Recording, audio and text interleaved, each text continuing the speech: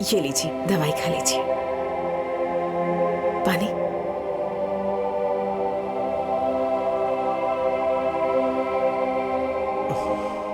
अब आराम कीजिए। जी, रमेश से फोन करके बात कर लीजिए कि आपको किसी बड़े अस्पताल में दिखा दे। सुनीता, इतना सब कुछ हो गया, उसके बाद भी तुम्हें उन लोगों पे विश्वास है?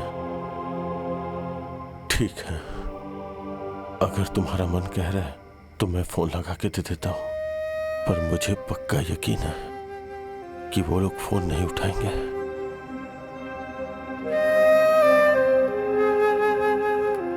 लो, लगा दिया। भैया का फोन? अरे देखो ना, इतनी रात को भैया फोन कर रहे हैं। उठाइए उठाइए, स्पीकर पर डालिए। अच्छा। Hello hello, Ramesh. हाँ भाभी। अब तुम्हारे भैया के सीने में दर्द हो रहा था। अच्छा। तो इसलिए हमने डॉक्टर को दिखाया, तो डॉक्टर ने कहा है कि इन्हें किसी बड़े अस्पताल में दिखा दें।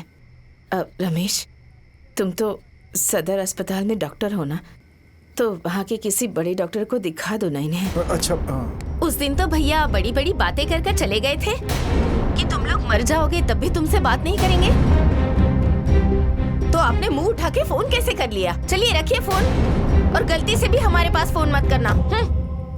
रमेश। राधिका, खबरदार, अगर वहाँ जाने की बात भी की तो आप डॉक्टर है तो क्या सबका ठेका लेके रखा है? अरे राधिका, तुम्हारा दिमाग खराब हो गया है क्या? अरे भैया की सीरियस तबीयत खराब है, तो जाके देखना पड़ेगा ना। क्या देखना पड़ेगा? 3-4 लाख का खर्चा आपके सिर पे आ जाएगा। तबीयत वगैरह कुछ खराब नहीं है। अरे कुछ दिन पहले ही यहाँ से तो ठीक ठाक गए थे। उन दोनों को कुछ नहीं हुआ है, वो बस पैसे ऐंठना चाहते हैं गाँव बुला के।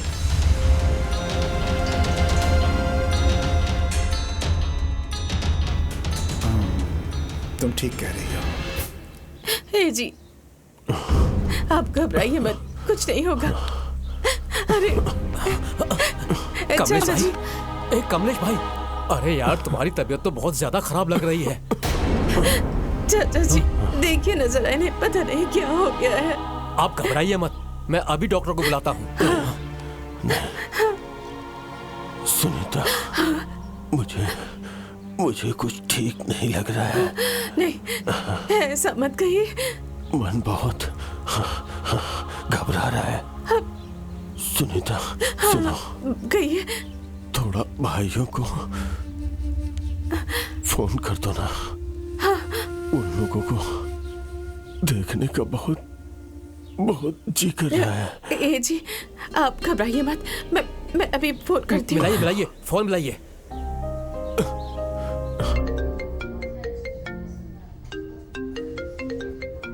ये भैया को भी ना अलग ही बेचैनी रहती है।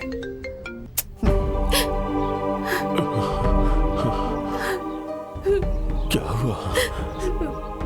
फोन नहीं उठाया रमेश ने।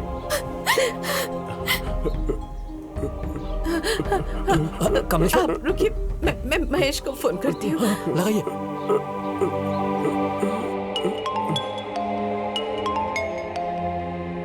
ये भैया भाभी को ना कोई काम नहीं रहता है, जब देखो तब मुंह उठा के फोन कर देते हैं। अभी कंपनी के काम से लखनऊ जा रहा हूँ, अभी अगर फोन उठा लिया तो दिमाग खराब कर देंगे। हे भगवान, फोन उठा लो महेश, फोन उठा लो।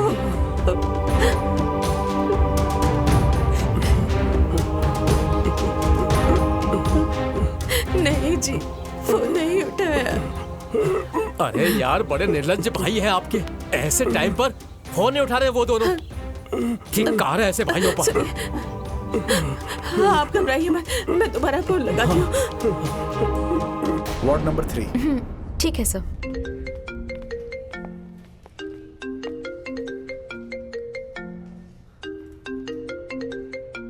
अरे कुछ दिन पहले ही यहाँ से तो ठीक ठाक गए थे। तुम्हारे भैया भाभी को कुछ नहीं हुआ है, वो बस पैसे ऐंठना चाहते हैं। जरूर भैया ने पैसे के लिए ही फोन किया होगा। अगर फोन उठाऊंगा तो उन्हें पैसे देने पड़ जाएंगे। इससे अच्छा है कि फोन ही ना उठाऊं। अरे कमलेश भाई, आपको कुछ नहीं होगा? अरे हवा करो, हवा करो। देवर जी, कमलेश भाई जी,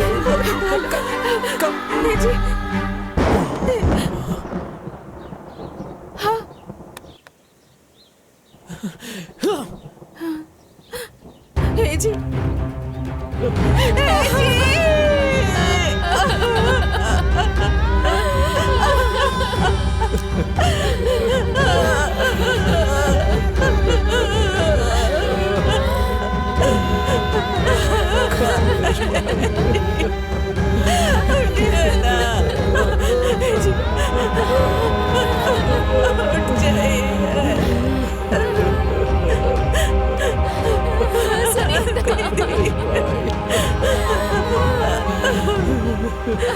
मुझे अकेला छोड़ कर चले गए दीदी।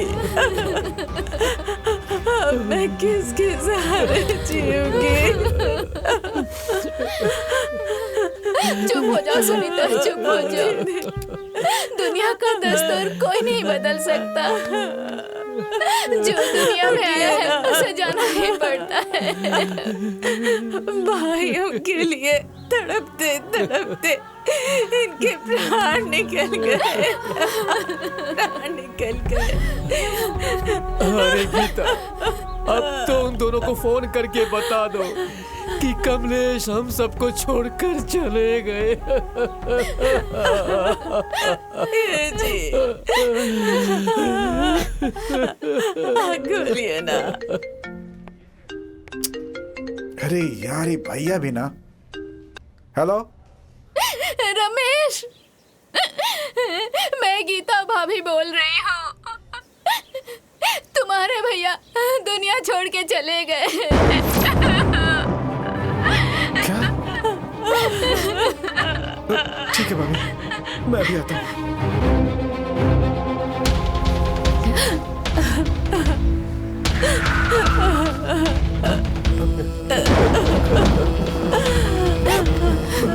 रमेश, भैया, रमेश, रमेश,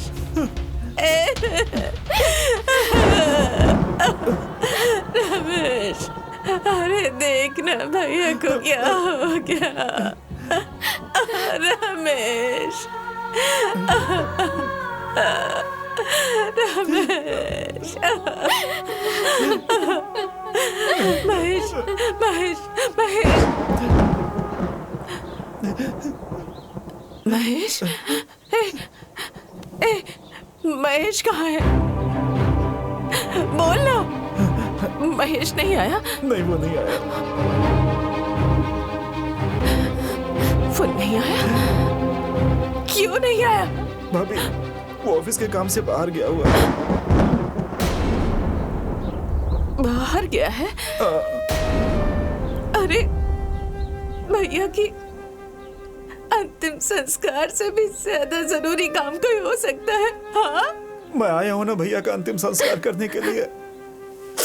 वैसे मेरी महेश से बात हुई थी, उसने खुद ही कहा है कि भैया के अंतिम संस्कार में तुम चले जाओ और आगे कुछ होगा तो मैं आ जाऊंगा।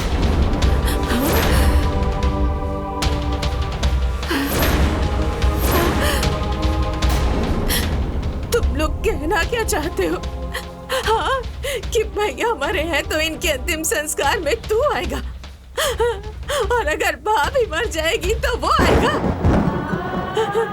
कह दो उसे कि वो यहाँ नहीं आएगा। आप चाहती क्या है, मुझे समझ में नहीं आ रहा है। ये सब गांव वालों के सामने तमाशा मत खड़ा कीजिए। अरे यार, तमाशा?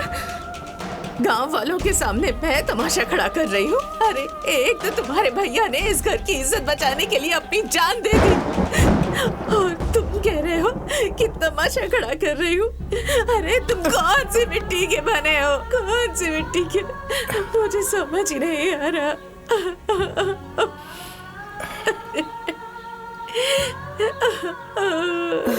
भाभी, अभी समझने समझाने का समय नहीं है।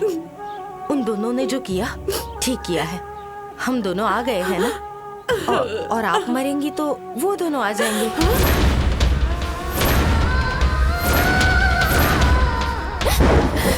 कितनी दुष्ट औरत है।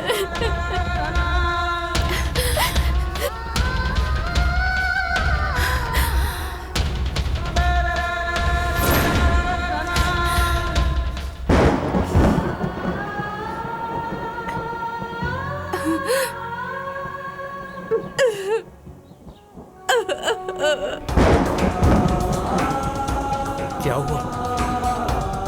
कोई जाके देखो। पता नहीं क्या हुआ।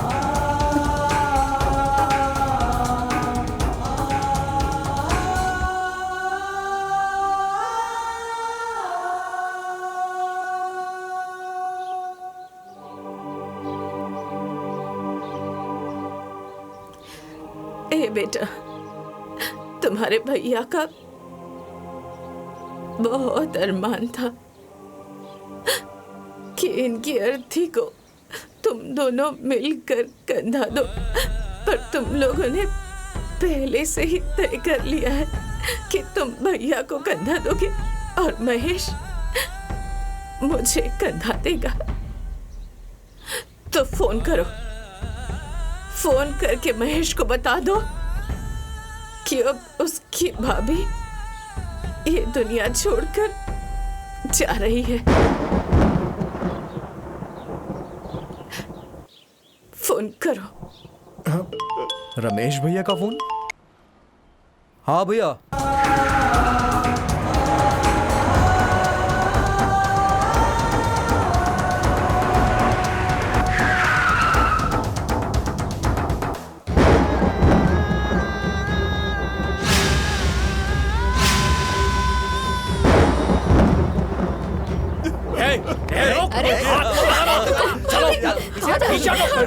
चल पीछे।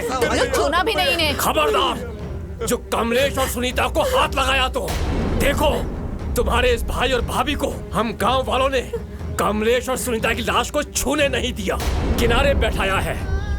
भैया, तुम लोगों की नमक हरामी इन पूरे गांव वालों को पता चल चुकी है। भैया और भाभी के मौत के जिम्मेदार तुम दोनों भाई ही हो। भैया भाभी की गलती यही थी ना कि खुद भूखे पेट रह कर वो तुम लोगों को खाना खिलाते थे। नहीं चाचा, खुद फटे हुए कपड़े पहनते थे, लेकिन तुम लोगों को नए कपड़े पहनाते थे।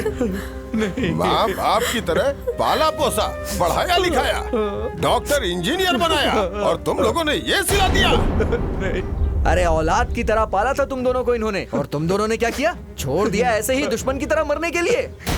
अगर ऐसे भाई होते हैं ना, तो भगवान से मेरी एक प्रार्थना है कि हे भगवान, ऐसे भाई किसी को मत देना। नहीं नहीं चाचा, किसी को मत देना ऐसे भाई। मैं भगवान से ना प्रार्थना करूंगी कि तुम्हारे जैसा देवर ना नहीं, किसी भाभी को ना मिले। अरे तुम दोनों की परवरिश के लिए।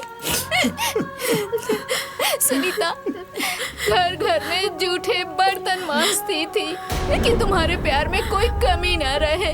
अरे अपनी औलाद तक पैदा नहीं की, कोख रहते हुए बच्चा पैदा नहीं की।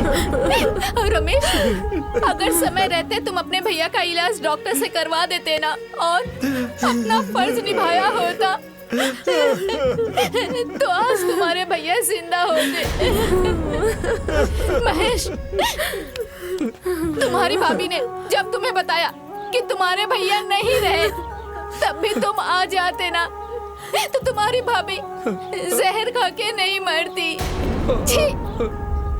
अरे बीवियों के चक्कर में ना देवी जैसी भाभी, भगवान जैसे भैया को तुम लोगों ने खत्म कर दिया, मार डाला।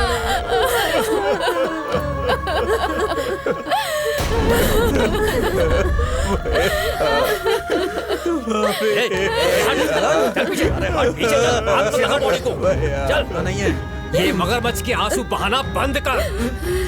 तुम लोगों ने भाई और देवर होने का फर्ज नहीं निभाया ना, तो हम लोग भी तुम लोगों को इनके अंतिम संस्कार का फर्ज नहीं निभाने देंगे। सभी लोग कान खोलकर सुन लो, हम सब गांव वाले इन पति पत्नी का अंतिम संस्कार मिलके करेंगे।